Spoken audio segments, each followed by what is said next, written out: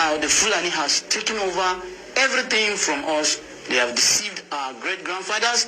They deceived our grandfathers. They deceived our fathers. And now it is our time. Thank God for the social media that you can hear this and share. Let it go viral to everywhere so that people will know that there is a division now between the Hausa and the Fulani. And I'm telling you, next segment you see what we want to tell you from this video so that you understand that there is really a division. Like I was saying, we should try and share the video so that it will go viral. As you are listening, you a Hausa man that have listened to this thing, yanzu akwai bambanci da Fulani da Bahaushe. Ni ina tabbatar ma akwai bambancin kuma shine yanzu na mun gane Fulani suna ta kashe mu a banza. They have been killing us. And we should not take religion something to take it like it is okay. Okay, if it is fighting for religion, why are they killing the Hausas? Why are they killing us, the Hausas? This is not supposed to be so. And that is why I'm telling you now, the Igbo, the Yoruba, the Hausas are the major tribes in Nigeria. We should not be left out. People will be telling you that Fulani Hausa, there's nothing like Fulani Hausa. It is Fulani and there is Hausa. There's nothing. So share this video, let it. Àwọn olórí burúkú wọ́n ní ọmọ Yorùbá tó bá ti tako ìjọba burúkú tí Bọ́lá Ahmed Tinubu ń ṣe wọ́n lọ́mọ àlè Yorùbá ni. Ṣé ọmọ ọkọ Yorùbá ní máa ṣe ìjọba jàtìjàtì ìjọba tí ń febi paráàlú, ìjọba tí ń ṣe àwọn òṣìṣẹ́ ṣìbáṣìbo? Ṣé bí ọmọ ọkọ Yorùbá ṣe máa ń ṣe nù? Ẹ̀yin ẹlẹ́nu jáwáyà tó jẹ́ pé ikùn yín nìkan lọ́lọ́run yín. Ẹ̀yin nu Ọlọ́run nù tó bá jẹ́ pé Tinubu ó ń ṣe dáadáa fáráàlú, kò kówó jẹ, kò fi gbá kan bọ̀kan nú, kò fepo bọyọ̀,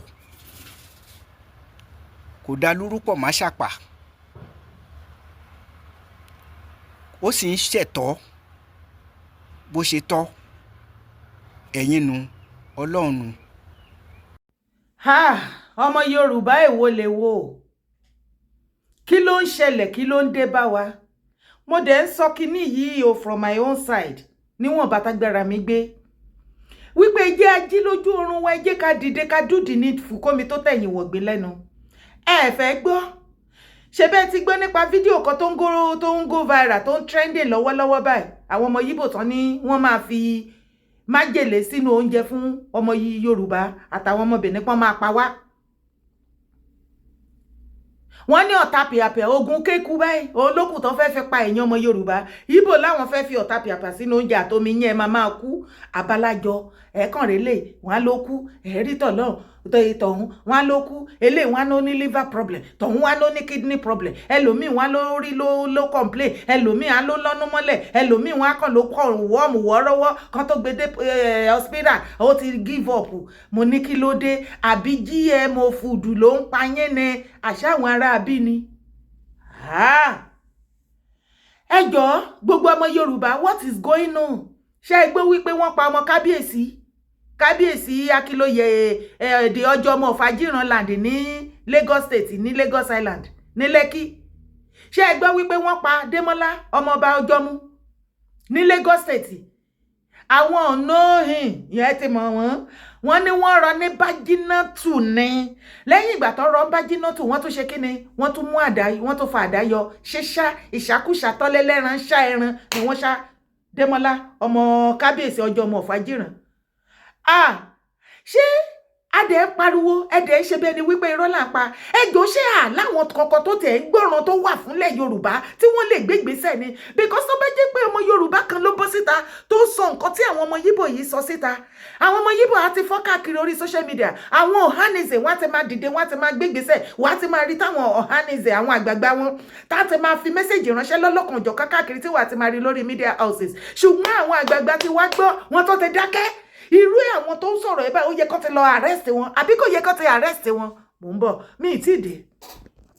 mo kíwa gbogbo ibikíbi tẹ́ bá wà tẹ́ tí ń gbọ́ mi àbí tẹ́ tí ń wò mí orúkọ tèmi ò yí padà rárá Yèyé Dára Kowee ó lè mí jẹ́ o mo mọ̀ pé o ti gbọ́ gbogbo wa láti gbọ́ ṣùgbọ́n jẹ́ ká tún gbọ́ lẹ́ẹ̀kan sí. Record me very, very well. Record me. It's time to start poisoning the Yoruba and the Benin. Put poison for all una food for work. Put poison for una water. Make una dey buy one by one. Una go buy one day. Una go sick. I go put a pia for inside una water, inside una food. Una go see better. This kind of hate when I get for una so. It will last forever. Tell you the year. For all of una food. Otapia. What do they call that one? What do they call that rat? Yoruba logo. We don't Eat and die. Sniper. I go they put them for all una food. Sniper. All una food for if I go work tomorrow now, I go put them for Yoruba people food. Go tell government. Oh yeah, I dey Canada, I dey Ontario. Oh yeah, hurry up. Hurry, fast. You dey Canada, in Ontario. I go put Ogbomosho, everything for inside una food. Una go dey hear small. Yoruba don die yo. Benin don peme yo. Una go dey hear am. Na me talk am. And I go do am.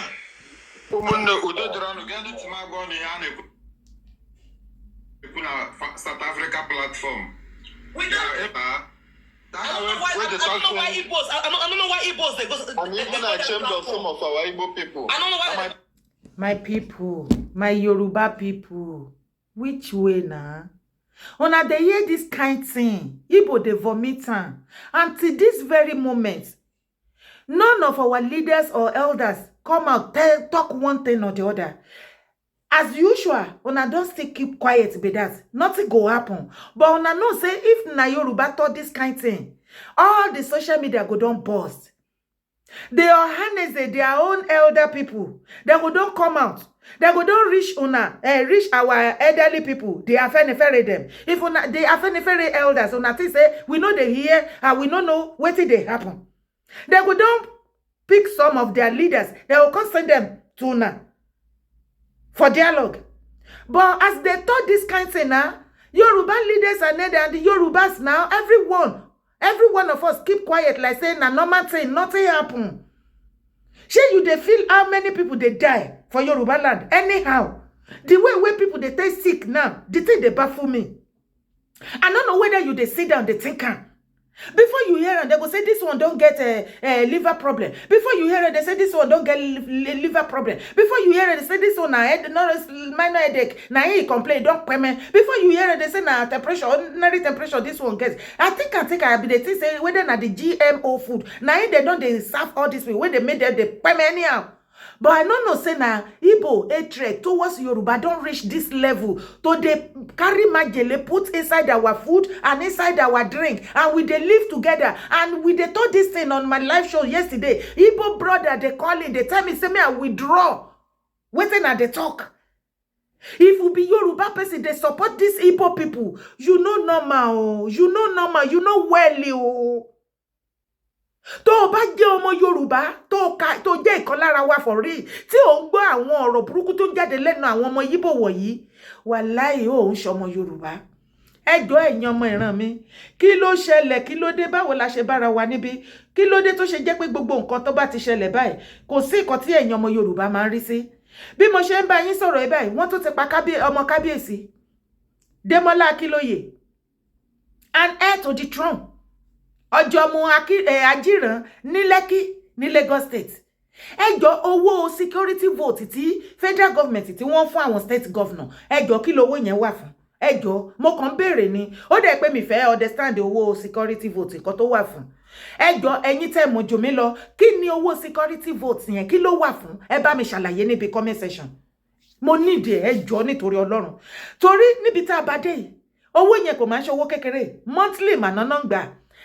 Almost 700 million. Àwọn wo ni wọ́n fi secure? Kí ló ti dé bá masses nílẹ̀ Yorùbá tẹ́ ti care fún? Because mo believe wípé irú àwọn tó ń pèdè yìí, ó yẹ kẹ́ ti pick wọn by now. Ṣó dìgbà tẹ́ bá pa wá tán. ṣó dìgbà tẹ́yìn àgbààgbà ilẹ̀ Yorùbá leaders and elder politicians gbogbo yín tí ẹ bá fi àwa masisi àwa ọmọ ìran Yorùbá tẹ́ ẹ bá fi wá bọ̀rí tán torí pé ẹ fẹ́ bá wọn tán torí pé ojúṣàájú àbòsí tẹ́ ẹ ṣe torí owó tẹ́ fẹ́ make business tẹ́ ẹ make àti jẹ àti mu titi yín nìkan so àwa ọmọ mẹ̀kúnnù láti wá rògbò àti ṣílẹ̀ ayé wa bẹ́ẹ̀ nílẹ̀ Yorùbá àwa lókù tẹ́ fi ń ṣe sacrifice bí ẹdìyẹ bí màálù bí ẹṣin bí àgbò ajá bá mi dárúkọ gbogbo nǹkan tó máa fi ṣe sacrifice ṣé nǹkan tẹ́ fi wá ṣe nìyẹn ẹjọ́ tí ó bá wá jọ́bẹ̀ wọ́n pa Sunday Ayẹni sí orí oko ẹ̀ bọ̀bọ́ yẹn wọ́n pa Fúlàní ṣapa wọ́n kó màálù lọ wọ́n lọ jẹko ẹ̀ ó complain wọ́n fún ní compensate ẹ̀ wọ́n fún ní owó tí ò tó nǹkan kan wọ́n tó wá lọ attack ẹ̀ lórí oko ẹ̀ wọ́n ṣapa síbẹ̀ wọ́n la ikọ̀ ẹ̀ wọ́n kó ìfọ̀ ẹ̀ jáde wọ́n tún wọ nínú oko yẹn títí di èní elénìí mo ní títí di èní lẹ́ni gọ́vnà orí ẹ̀sán Ayédatiwa jọ nítorí Ọlọ́run ó sọ̀rọ̀ ò ṣe bẹ́ẹ̀ nípò gbọ́ you are a useless governor for this gọ́vnà Ayédatiwa you are a useless governor ipe wọ́n pa Sunday Ayẹni tí déètì ààrẹ ẹyọ ẹnìkan nínú gbogbo kábínẹ̀tì gbogbo ẹ̀yìn pátápátá ṣe fẹ́ sọ wípé ẹ̀gbọ́n ni ọba yẹn ọba àkókò ọkà àkókò àbí ùbà àkókò ẹ̀ẹ́dá ẹ̀ kì í ṣọba ọba jálajàlá ọba rédèrèdè ọba òfò àtàdánù báyìí náà ó yẹ kán ti tiná bọnú pálásì yẹn orí àwọn yúùtù tó wà bẹ́yìn orí wọn ò pé tí orí wọn bá pé ni ó yẹ kí wọ́n ti ṣe kinní yẹn fún yín because ó yẹ kán mọ̀ wípé makọmakọ ló yẹ kóun tó ṣe fún Sunday Ayẹni tó bá pẹ́ tó bá yá kàn yín ṣe bọ́ọ̀ náà ló ti ń kàn yín báyìí ṣé wọ́n ti mú àwọn ọmọ yín ọmọ kábíyèsí ọmọ yín lókùtàn kọ́ńfọ̀nsìn ó jọ máa go round ní ó jọ máa kárí ni ojú gbogbo wájọ máa bó ni ṣe bẹ́yìn rò wípé atakóró wọnú àdóyìn lè fọmọ náà ẹ̀wọ̀ ṣe ti ráyè yín báyìí ọmọ tiyín náà wọ́n ti ń táwọ́ sọmọ tiyín náà ó tán. How Lagos monarch son Demola Akinloye was shot dead by in Lekki.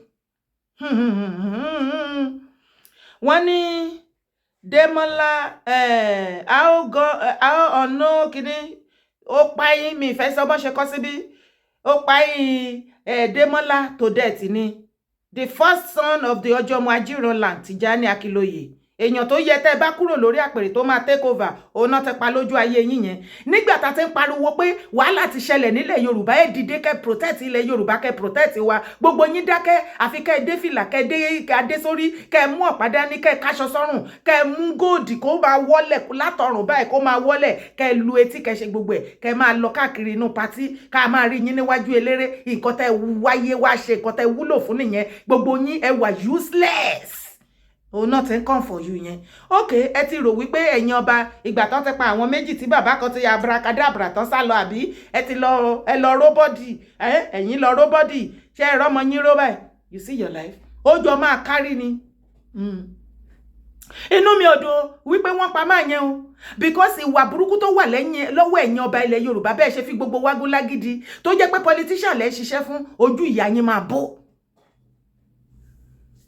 Wọ́n ní Demola was wọ́n shoot wọ́n tún gún to death ní ọjọ́ Monday along Chevron Drive close to Ebano Supermarket Lekki area of Lagos. Demola tá ń sọ̀rọ̀ yìí he said Demola 50 years of age ni was attacked wọ́n sì pààyàn along Chevron Drive in the Lekki area of Lagos while driving in his black Toyota Corolla. Can you imagine? According to him, he was attacked near Bodilon Court Estate Gate by 4 armed men driving in a white minibus. Imagine, Bodilon tó padà yọ jáde. Bàbá Tinubu torí orí àpèrè yín tẹ́ lọ bẹ́ẹ̀ ṣe ti rí wípé ṣé dìgbà tó bá dé wá pa wá tán èmi ti sọ from day one látàlásì ẹ̀ mo ti sọ mo ní bàbá Tinubu tó ti become president wọ́n máa ṣí ojú sí ilẹ̀ Yorùbá àsìkò yìí ló yẹ kẹ́ mú gbogbo bọ́dà wa kẹ́ mú gbogbo ọ̀nà tó wọbẹ̀ kó táìtì ẹ invite àwọn tó ready láti protect ilẹ̀ Yorùbá kí ló ṣẹ̀yìn politicians kí ló ṣẹ̀yìn àgbààgbà kí ló ṣẹ̀yìn lọ́balọ́ba ẹ pé àwọn tó ready kò ń ṣe àwọn tó máa task yín kẹ́ gbowó wá àwọn tó ready láti ṣiṣẹ́ ẹ protect wa nígbà tó ṣẹ̀yìn lẹ́ máa lọ dúró síbẹ̀ a máa wá ṣe nǹkan ẹ̀yin ọmọ Yorùbá ẹ̀ sì kọ kọ́mẹ́ǹtì ẹ̀ sì rẹ́ṣẹ́ sáwọn àgbààgbà wọ̀nyí kí wọ́n dùdì nífù ṣó dìgbà tẹ́ bá pa wá tán ṣé ẹ ti tà wá ni.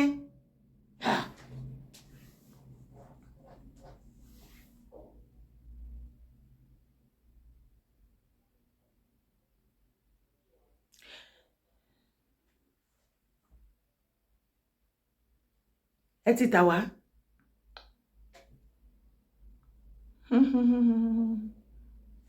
Nísìnyí ẹni he disclosed that the case will be transferred to the State Criminal Investigation Department SCID Panti Yaba for further investigation. It was gathered that palpable fear had gripped residents of the Ajiran land over the gruesome killing of the prince. Oh, nekene ebi kami down oyè yìí máa kárí gbogbo yín, gbogbo ẹ̀yin tẹ́ ẹ bá wà ní ipò kan àbí ìkejì tí Ọlọ́run fi yín sí fún ìdáàbòbò àti ìtẹ̀síwájú ìran wa tá à ń pè nílẹ̀ Yorùbá, ọmọ Yorùbá, tẹ́ ẹ kùnà ẹ̀ gbogbo yín ẹ̀ ní jèrè o, ọbọ̀ kì í jèrè lẹ́yìn ọkọ̀ ẹ̀ ní jèrè, a máa fi pé payín ni ṣe tẹ́ ẹ wúlò fáyé, ẹ wúlò fún wa, ẹ wúlò fún anybody, ẹ wúlò fún ilẹ̀ gan tẹ́lẹ̀ ìjọba lé lórí, ẹ wúlò fún anything. Èpè máa payín. Kí ló dé? Ọmọ Yíbò una tó ṣe una ẹ fẹ́ fi májèlé sínú oúnjẹ fọ́mọ Yorùbá, ṣé ó ti le tó yẹn ni? Ẹjọ́ ṣé trade yẹn ti le tó yẹn ni?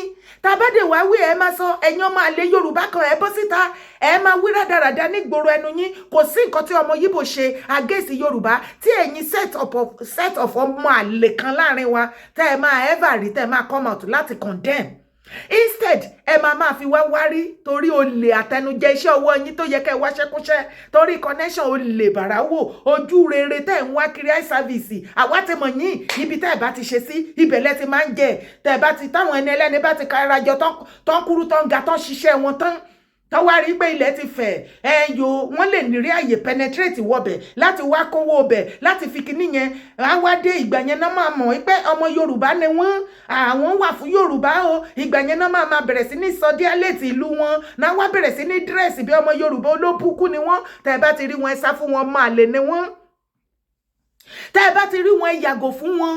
Wọ́n lè payín, wọ́n lè gbàbọ̀dè, wọ́n á gbàbọ̀dè fún wa kò tẹ́ ẹ ṣe pé wọ́n lè gbàbọ̀dè. You see this set of people tẹ́ bá ti rí tó jẹ́ pé bọ̀yìbọ̀yì náà ṣe lẹ́yìn ọmọ Yíbò ẹ jẹ́ tètè yàgò fún wọn. Wọ́n á gbàbọ̀dè fún yín, wọ́n á dẹ̀mí yín légbodò àwọn eléyìí ti ya wèrè mọ́ wa lọ́wọ́. By their fruit ye shall know them. Ọ̀rọ̀ ẹnu wọn òun la fi máa dá wọn mọ̀. Kò sẹ́nibọ̀dì ọmọ Yorùbá tó hate ọmọ Yíbò ṣùgbọ́n má fọkọ mi dọ́nà ijó kan là ń kọ́ ẹ̀yin ọmọ Yorùbá tẹ̀ sọ wípé àwa Yorùbá àwa like àwọn ọmọ Yíbò jọ kí lórí sí ọ̀rọ̀ tẹ́lẹ̀ yìí sọ báyìí gbogbo fídíò yẹn gùn jù bẹ́ẹ̀ lọ èmi ò fẹ́ play tán ǹjẹ́ kí lórí sí ìyẹn kí ló ti fà nínú kí lè àǹfà kí là ń wí kí la gbé kí lè jù lórí kí ni lẹ́fẹ́ poison gbogbo ọmọ Yorùbá àbẹ́tí ẹ̀ tí poison wa ni ó ti lẹ́tẹ̀kẹ́ báyìí Yorùbá a ti sùn nǹkan ti dé mo sọ mo ní bá ṣe bá lọ yìí tá a ṣe jẹ́ wípé ọ̀tẹ̀ àbòsí àti rìkíṣí òun nìkan tá a wá yàn láàyò tó lucrative business tá a kún tá a gbé wọ̀ bí ẹ̀wù ó máa hàn wá léèmọ̀ mo ní tó bá yá láìpẹ́ láì jìnnà ìwọ náà máa ronú ẹ̀ bí ọ̀rọ̀ Nàìjíríà ṣe ń lọ tribalism àti gbogbo ethnicism àti gbogbo ẹ̀ bó ṣe ń lọ ní Nàìjíríà wàá rí wípé at the end of it Haúsá Ìgbò Fúlàní wọ́n gbogbo wọ́n máa dáwọ́ jọ jẹ àwa Yorùbá wọ́n á jọ dáwọ́ ìyà jẹ fáwọn ọmọ Yorùbá ìgbà yẹn lójú yín máa bọ́ ìgbà yẹn ní ọ̀tẹ̀ máa tẹ̀yìn rí ọ̀tẹ̀ àtẹ̀yìn mọ́lẹ̀ ìgbà yẹn lẹ́ máa mọ̀ wípé gbogbo nǹkan kọ́ lè yàn ṣọ̀tẹ̀ sí tí nǹkan bá yẹ ká pariwo ẹjẹ́ àtẹ̀tẹ̀ tá bá pariwo síta tá à pariwo ìgbésẹ̀ ló yẹ kẹ́yìn pípù ẹ̀yin tẹ́ wà tẹ́ ìṣáájú wa tẹ́ lead wa ìgbésẹ̀ làwa tá à pariwo tá fẹ́ kẹ́ gbé àkọ́ pariwo lásán èmi ò pariwo lásán Jésù tèmi